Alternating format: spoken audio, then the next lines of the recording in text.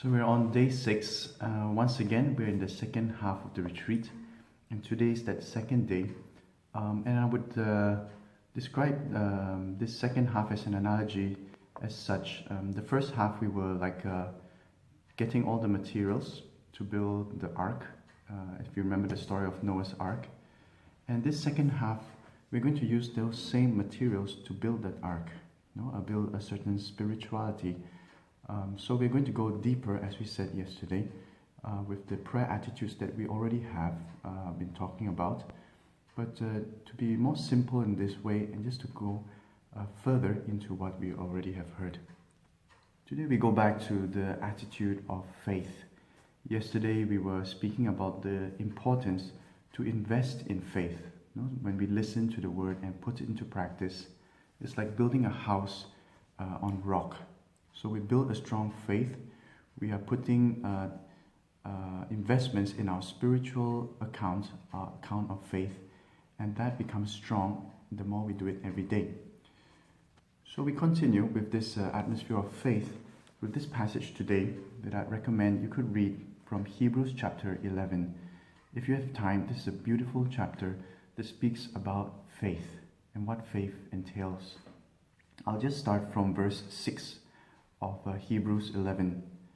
It says, "Now it is impossible to please God without faith, since anyone who comes to him must believe that he exists and rewards those who seek him." It is impossible to please God. It's impossible to do God's will if it does not begin with faith. And anyone who comes to him, there are two conditions here of faith, which are, first, to believe that he exists, and second, that he rewards us when we seek him. So how important to start each day with faith, and even to ask the gift from the Lord, awaken my faith, Lord. Give me faith. Sometimes we wake up with so many thoughts in our minds, and how beautiful to start each day with this petition. Grant me faith today, Lord. Help me to see things with faith.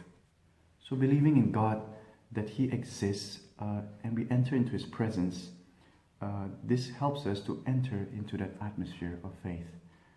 Now if we go to verse 7, it speaks curiously about Noah. Verse 7 of chapter 11 of Hebrews.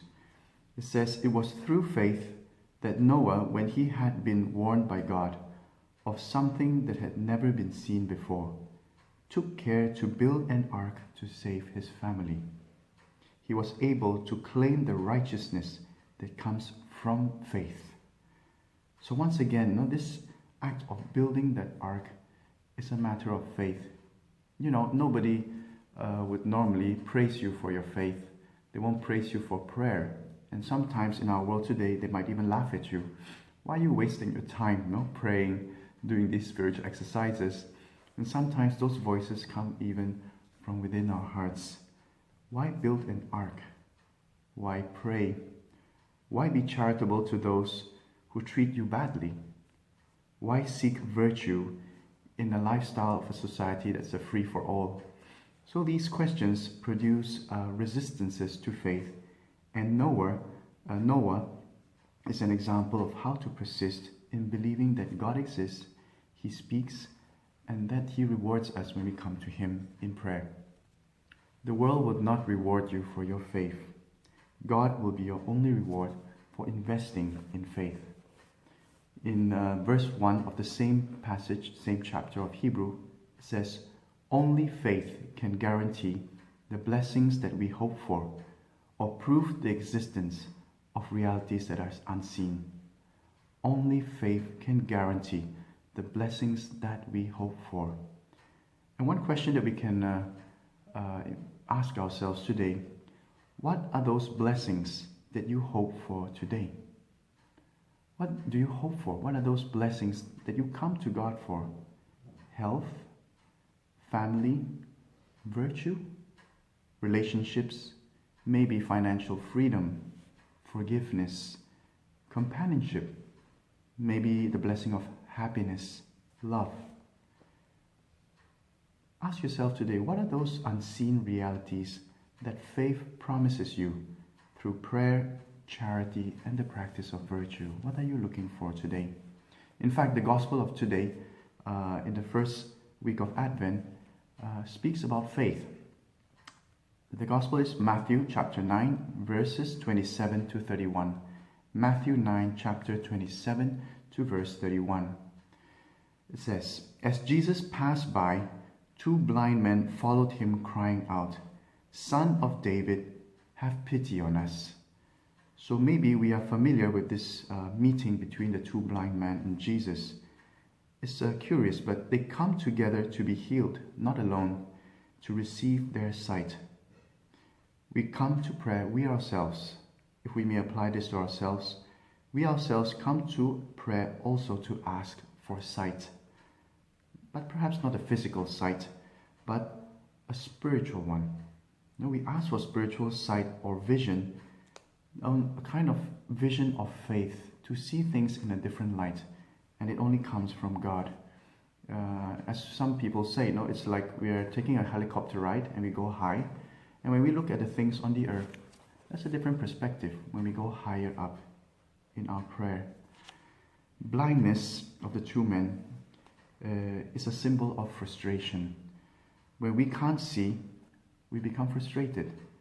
We may feel stagnated. We may live a life of routine or boredom even sometimes.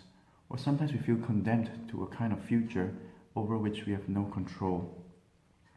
Sight helps us to move forward, to move out of stagnation, of mere routine in life.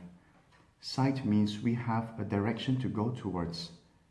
Having that sight of faith that the two blind men asked for tells us where to go, how to go forward. Without sight, we cannot move forward. The two blind men continue. They say, "Son of David, have pity on us." And there are just 2 points in this little line or this request from the two blind men that we can draw out. The first is the term "Son of David." You remember Isaiah 11, verse 1 to 3 that we were praying one of these days.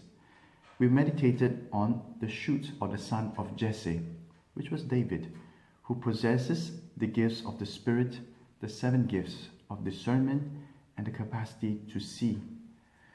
Sometimes in prayer, we don't possess these gifts, and that discourages us from praying. We might feel frustrated, we might feel that what's the point? And we need to go to someone who has those gifts that help us to see. And that is Jesus, like the two blind men.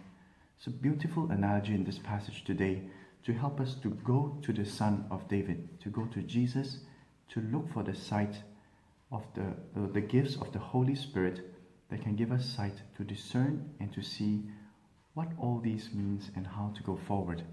The second part of this passage says, "Have pity on us."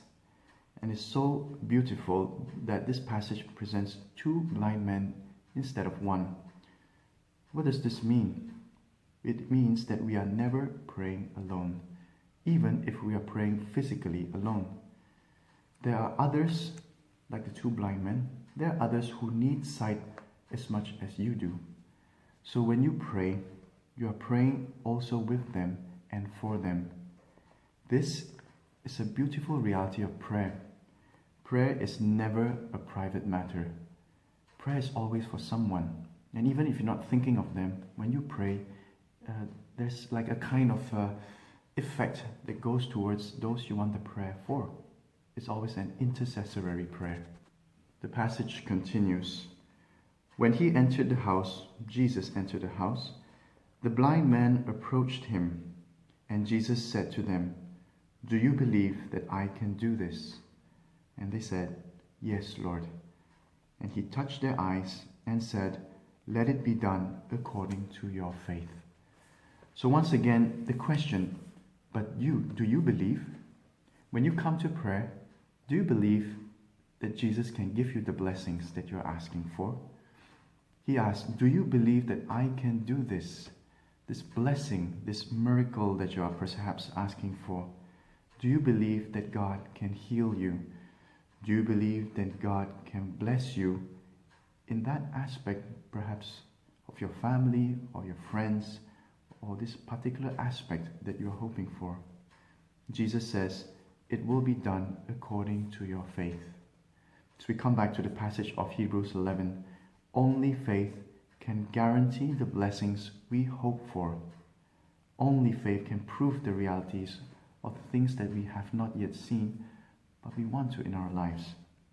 I would just like to share an example of a prayer of our own founder when he was at the age of 14. And he always shares this experience of personal conversion. A prayer experience that he kept repeating to us in a kind of a childish prayer, but has a lot of content about what we're praying today. His prayer goes this way. One day he was looking at the crucifix and he said, God, if you exist, make me happy. A childish prayer, a 14-year-old boy, but again the essence of today's meditation, a prayer that contains all that he hoped for, and that God also wants for us, happiness. God wants our happiness. What else do you need for you to be happy? Perhaps this is something that we can allow God to ask us today. What else can I do for you that you can have a happy life, a happy future for yourself and for the people you care about? Let us borrow this prayer also from our founder, Jaime, which says, God, if you exist, and let your own heart, your own desires complete the prayer. God, if you exist, blah, blah, blah. What would you ask for?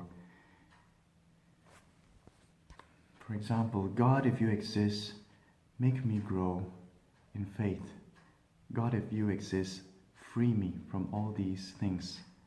God, if you exist, make this community of faith grow.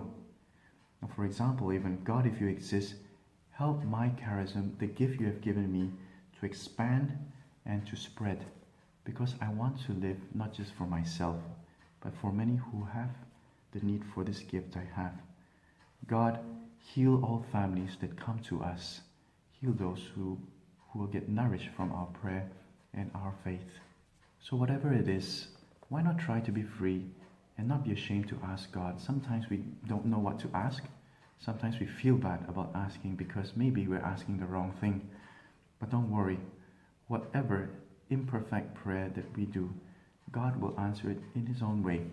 But the important thing is to ask, God, if you exist, please do this, help me in that, and etc. So let us continue, maybe in the prayer of silence, asking during this time of Advent for increase of our faith. What is faith all about? Why is it so important? Why is it in this beginning of Advent season we're invited to invest once again in faith? Maybe we won't see the reason, maybe we can't have full answers at the moment, but let us ask ourselves this gift of perseverance, to continue asking for the gift of faith as one of the most important materials to build this ark, build this new spirituality that we need and others need from us in our daily lives.